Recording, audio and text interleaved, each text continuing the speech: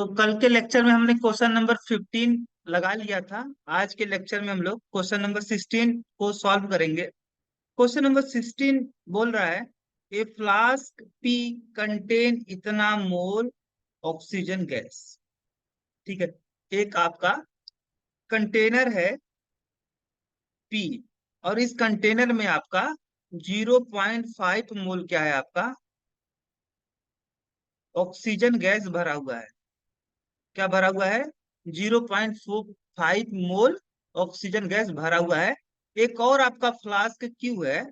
इस flask Q में आपका 0.4 मोल ओजोन क्या हुआ है, आपका भरा हुआ है। ठीक है, ये आपका कंटेनर क्यू है। अब कह रहा है which of the two flask contain greater number of oxygen atom. किस फ्लास्क में आपका ग्रेटर नंबर क्या है ऑक्सीजन एटम है? किस कंटेनर में, किस फ्लास्क में आपके ऑक्सीजन एटम की संख्या ज्यादा है? तो हम जानते हैं भाई, number of mole equal to number of particle. हालांकि ये जो अगर ऑक्सीजन के लिए आप देख रहे हो, तो ऑक्सीजन आपका मोलिक्यूल के रूप में एग्जिस्ट करता है, तो हम लिखेंगे नंबर ऑफ मोलिक्यूल और डिवाइड बाई 6.022 इंटू 10⁻23। अब अगर यहाँ से नंबर ऑफ O2 मॉलिक्यूल निकालोगे, तो आपका आएगा नंबर ऑफ मोल कितना है, 0.5 इंटू, यहाँ से क्रॉस मल्टीप्लाई करोगे तो n into Avogadro number into 10⁻23। यहाँ से आएगा आपका 3.011 इंटू 10⁻23 आपके ऑक्सीजन मॉलिक्यूल आएंगे। ठीक है, 0.5 मोल ऑक्सीजन गैस में आपका 3.011 इंटू 10⁻23 क्या आएंगे, आपके मॉलिक्यूल आएंगे। क्योंकि सिंस वन मॉलिक्यूल जो है आपका ऑक्सीजन का, one molecule of oxygen, molecule of O2 contain कितना, 2 एटम ऑफ ऑक्सीजन। ऑक्सीजन के 2 एटम है एक मॉलिक्यूल में, तो इतने मॉलिक्यूल में कितने होंगे, hence 3.011 into 10⁻23 molecule of O2 contain कितना रखेगा, इसमें हम 2 से मल्टीप्लाई कर देंगे। इसका मतलब आपका 6.022 इंटू 10⁻23 एटम होंगे किसके, ऑक्सीजन के। ऑक्सीजन एटम होगा आपका फ्लास्क पी में। इसी तरीके से यहाँ पे निकालोगे तो यहाँ पे नंबर ऑफ ओजोन मॉलिक्यूल क्या होगा, आपका number of mole into Avogadro number. तो नंबर ऑफ मोल दिया है 0.4, और आपका एवोगाद्रो नंबर मतलब 6.022 इंटू 10⁻23। ठीक है, तो यहां से अगर आप करोगे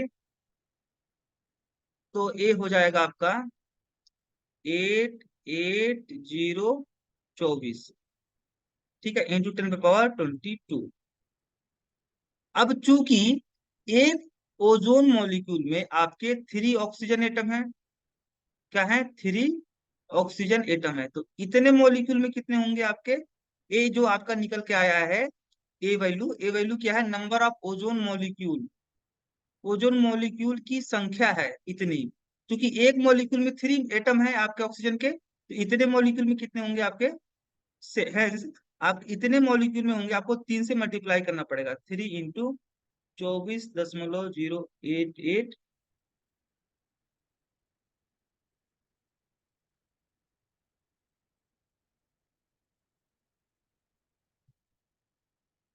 इंटू 10 पावर कितना हो गया आपका, 22। ठीक है, इसमें 3 से मल्टीप्लाई करोगे, आपका कितना आएगा, 3 अट्ठी 24, 3 अट्ठी 24, 26, और 3 0 0 2 आएगा, और 3 चौके 12, और 3 दूनी 6, 160। ठीक है, और इंटू 10⁻22 हो गया आपका, है ना।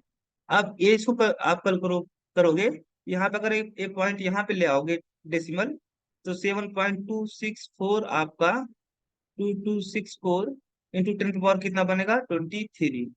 तो इतने एटम आपके मौजूद होंगे कहाँ पे, कंटेनर क्यू में। कंटेनर क्यू में कितने एटम होंगे ऑक्सीजन के, तो इतने एटम होंगे। तो किसमें ज्यादा आपके एटम है, तो मुझे दिख रहा है कि भाई कंटेनर क्यू में आपका जो है मोर ऑक्सीजन एटम है। तो आंसर क्या दिया गया है देखते हैं।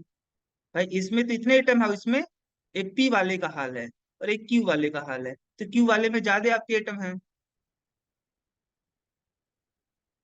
कंटेनर, हाँ flask Q contain greater number of oxygen atom, यानी आपका आंसर सही है। अगला क्वेश्चन, अगला क्वेश्चन आपका कुछ इस तरीके का है। क्या बोल रहा है अगला क्वेश्चन, अगला क्वेश्चन बोल रहा है one sulphate ion required to sodium ion to balance negative charge. एक जो आपका सल्फेट आयन है, सल्फेट आयन का फार्मूला SO4 पे 2 नेगेटिव चार्ज, इस सल्फेट आयन को बैलेंस करने के लिए इसके नेगेटिव चार्ज को मुझे कितना चाहिए, one sulphate ion required to sodium, मुझे 2 सोडियम आयन चाहिए इसके निगेटिव चार्ज को बैलेंस करने के लिए, क्योंकि इसके ऊपर 2 नेगेटिव चार्ज है। तो मुझे 2 पॉजिटिव चार्ज चाहिए। अब 2 पॉजिटिव चार्ज कैसे मिलेगा, क्योंकि सोडियम पे एक ही पॉजिटिव चार्ज होता है, तो अगर 2 सोडियम एटम होंगे तो आपका टोटल जो चार्ज होगा पॉजिटिव चार्ज वो क्या होगा +2। तो अगर ये दोनों आपस में कंबाइन कर गए, ठीक है, तो आपका, क्योंकि ये आपका क्या देगा, ये क्या लिखा है Na2, Na2 मतलब 2 सोडियम आयन, और ये क्या है आपका सल्फेट आयन, तो 2 पॉजिटिव और 2 नेगेटिव, आपका क्या हो जाएगा न्यूट्रल। नेट जो चार्ज होगा, नेट चार्ज जो होगा वो क्या होगा, 0 होगा।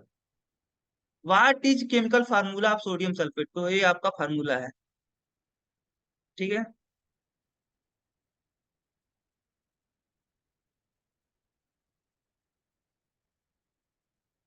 इसी तरीके से नेक्स्ट क्वेश्चन की तरफ मूव करते हैं।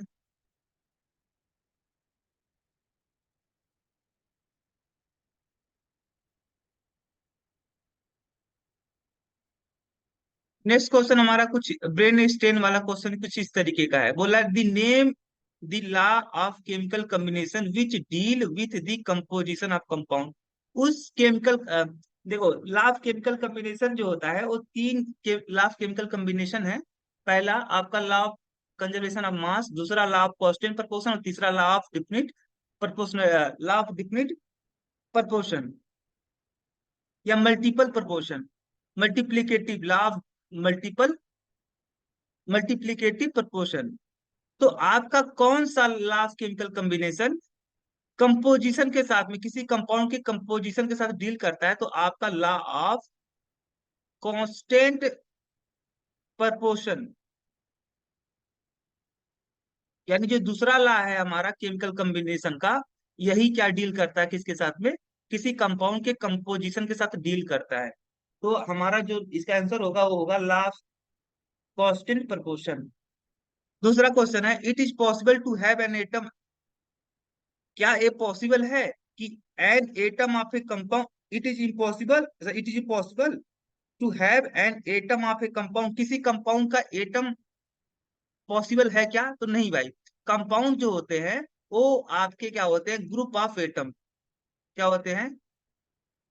It is possible to have an atom of a compound, तो इसका आंसर होगा नहीं। क्यों, क्योंकि भाई कंपाउंड जो होते हैं वो क्या होते हैं आपके ग्रुप ऑफ एटम, यानी कई सारे जब एटम आपके, जब कई सारे एटम आपस में क्या करते हैं ज्वाइंट होते हैं, जुड़ जाते हैं, बाइंड हो जाते हैं बाय ए केमिकल फोर्स, ठीक है, केमिकल बॉन्ड द्वारा, तो हम उसे बोलते हैं कंपाउंड। और कंपाउंड का जो स्मॉलेस्ट यूनिट होता है, ठीक है, कंपाउंड का जो स्मॉलेस्ट यूनिट होता है, कंपाउंड का स्मॉलेस्ट यूनिट क्या होता है आपका, मोलिक्यूल होता है। यानी कंपाउंड जो होते हैं वो मोलिक्यूल से मिलके बने होते हैं, और मोलिक्यूल जो होता है वो आपका ग्रुप ऑफ एटम होता है। तो किसी कंपाउंड का एटम के रूप में एग्जिस्ट नहीं हो पाएगा। तो कह रहा है भाई no, the smallest unit of a compound is a molecule, किसी कंपाउंड का जो स्मॉलेस्ट यूनिट होता है जो बार बार रिपीट होता है और रिपीट होकर किसी कंपाउंड का फॉर्मेशन करता है, उस वो क्या होता है आपका मॉलिक्यूल होता है। तो मॉलिक्यूल में तो एक से ज्यादा एटम होते हैं, तो किसी कंपाउंड का एटम एग्जिस्ट नहीं करता है, so it is not possible to have an atom of a compound. Question number third, how many atom are there in a molecule of yellow phosphorus? Yellow phosphorus जो आपका है, इसमें कितने आपके एटम, हाउ मेनी एटम, कितने, जो yellow phosphorus है इसके एक मोलिक्यूल में कितने आपके फास्फोरस एटम प्रेजेंट होते हैं? तो येलो फास्फोरस का जो फार्मूला है आपका, वो है P4। क्या है? P4। तो ये है आपका, this is molecule of, this is molecule of yellow phosphorus. Yellow phosphorus का मोलिक्यूल जो होता है वो P4 के रूप में एग्जिस्ट करता है, इसीलिए इसमें कितने एटम होंगे? 4। और ये व्हाट इज एटॉमिसिटी, इसकी एटॉमिसिटी कितनी होती है? तो 4। कितना होता है? 4। क्यों? क्योंकि मुझे इसमें 4 एटम नजर आ रहा है। एक मॉलिक्यूल में जितने एटम होते हैं उसे हम क्या बोलते हैं? एटॉमिसिटी। सो एलो फास्फोरस की जो एटॉमिसिटी होगी वो कितनी होगी? 4 होगा। एलो फास्फोरस P4 मॉलिक्यूल से मिलकर बना होता है। फिर कह रहा है what is unit of relative atomic mass? Relative atomic mass का यूनिट क्या होता है? तो रिलेटिव एटॉमिक मास जो होता है उसका कोई यूनिट नहीं होता है। क्यों? क्योंकि अगर रिलेटिव यूनिट मास देखोगे तो रिलेटिव यूनिट मास क्या होता है? किसी एटम का जो मास हो है, the mass of any atom,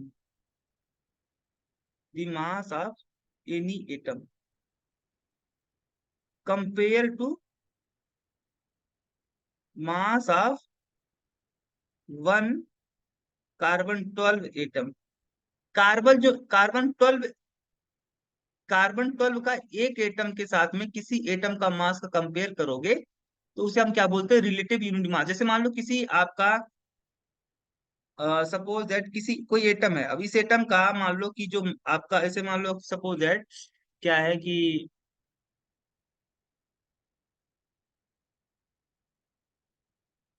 car नहीं, कि रिलेटिव यूनिट मास क्या होता है? तो किसी एटम का मास आप कंपेयर करो कार्बन 12 के मास के 1/12 हिस्से से, तो आप उसे क्या बोलते हो?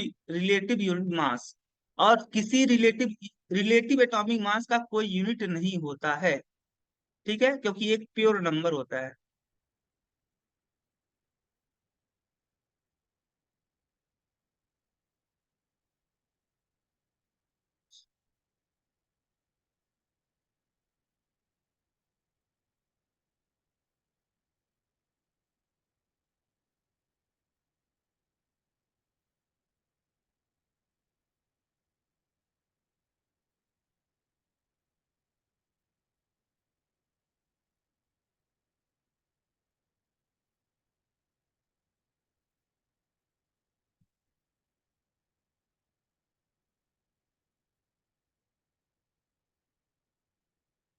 सोडियम फास्फेट का क्या निकालना है? क्वेश्चन नंबर ए से आपके क्वेश्चन तो बहुत आसान है, इनको आप देख लीजिएगा।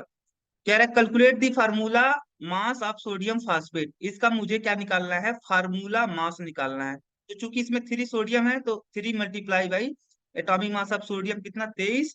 और एक फास्फोरस है तो 1 multiply atomic mass of phosphorus 31। और 4 ऑक्सीजन है तो 4 multiply by atomic mass of oxygen 16। तो कितना हो गया है? 3 त्रिका 9, 3 दूनी 6, प्लस 31 प्लस 64, आपका कितना आएगा? 164। यानी सोडियम फास्फेट का जो मास आएगा वो कितना आएगा? 164 AMU। ठीक है, तो यहाँ पे आपका ये,